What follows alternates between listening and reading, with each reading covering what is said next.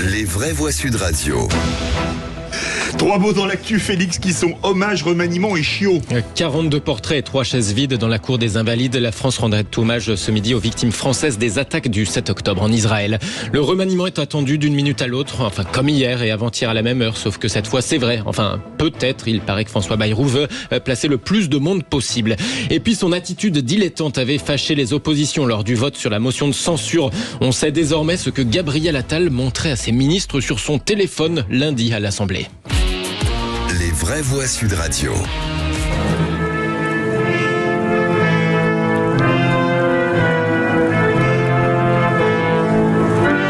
Deux portraits de victimes du Hamas portés sous une pluie fine dans la cour des Invalides. L'hommage ce midi aux victimes françaises des attaques du 7 octobre.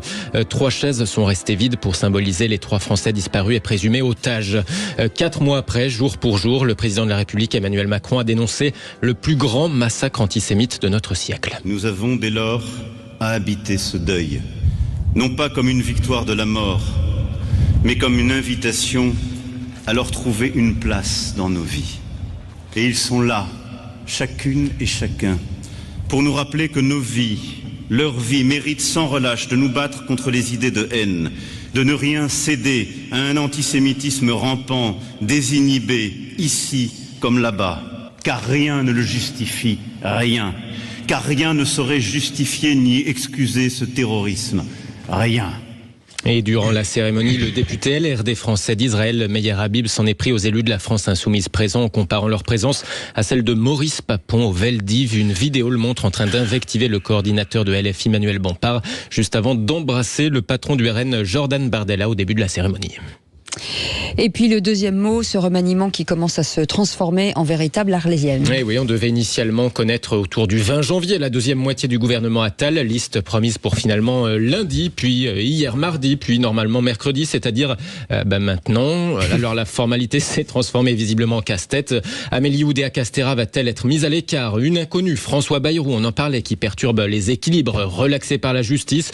Il semblerait qu'il souhaite faire rentrer le plus de monde possible de son parti, le MoDem, au gouvernement, à commencer par lui-même sans doute.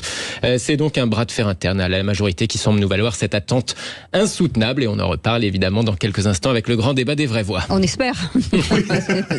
Voilà. L'Arlésienne, elle n'est jamais apparue. C'est ça. 3e mot, chiot, celui qui a attendri Gabriel Attal lundi pendant l'examen de la motion de censure présentée par la gauche. Eh oui, pendant qu'il lui disait ses 4 vérités à la tribune, le socialiste Boris Vallaud s'était ému à plusieurs reprises de la posture un peu désinvolte du Premier ministre. Le Premier ministre continuant de discuter avec ses collègues, plutôt d'écouter l'opposition qui lui parle de travail. Vous êtes les témoins accablés du peu d'intérêt que le gouvernement et le Premier ministre portent à l'opposition et au débat parlementaire. Vous continuez de discuter avec vos voisins de derrière, loin du réarmement civique. Monsieur le Premier ministre, occupé à rire avec vos ministres, alors que 152 travailleurs sont morts dans notre pays l'année dernière, vous préférez continuer de vapoter et de papoter. On avait notamment vu Gabriel Attal montrer quelque chose sur son téléphone à 3 de ses ministres, dont Rachida Dati. Aujourd'hui, grâce à une photo prise depuis les tribunes par un journaliste de l'agence Hans Lucas, on sait donc ce que le chef du gouvernement était en train de montrer sur son smartphone. Eh oui, une photo de petit chiot, figurez-vous. Voilà ce qui retenait l'attention du Premier ministre et d'une partie du gouvernement. Bon, il faut dire un petit chiot vraiment très mignon, avec de longs poils noirs de type chocho, vous savez, un petit nounours, quoi. Commentaire de Boris Vallaud, joint par Check News de Libération. La prochaine fois que je lui poserai une question, j'aboierai et je me gratterai les oreilles avec les pieds. On demande à voir. C'est même, moi, évidemment, je comprends qu'on rit de ça, mais je trouve ça scandaleux. Je veux dire, c'est une petite chose, mais qui renvoie à de grandes transgressions et indélicatesses. On écoute les gens, mais imaginons qu'on n'écoute pas ce que vous êtes. Loïc tout à l'heure, même s'il est long, ou Olivier. Ça va devenir grossier. Mais c'est parce que t'as pas de photo de chiot. On discute souvent de cette ambiance au Palais Bourbon. Je n'ai pas aimé l'attitude du Premier ministre dans ce moment-là. Il ne demande pas la confiance au gouvernement, à l'Assemblée.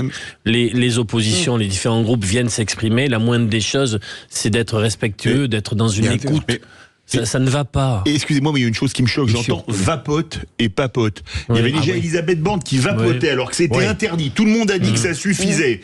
Lui qui la remet. Est-ce que c'est pas un peu, nous on fait ce qu'on veut et vous, la plèbe, vous n'avez pas le droit de vapoter, par exemple? Alors c'est pas dans ses habitudes tout de même. Il faut reconnaître qu'il a de la tenue en général. Bah écoutez, il n'y a qu'à respecter la loi, à pas vapoter dans l'hémicycle. Non, mais vous avez raison. Boris Vallaud le reprend 3 fois en sollicitant son attention.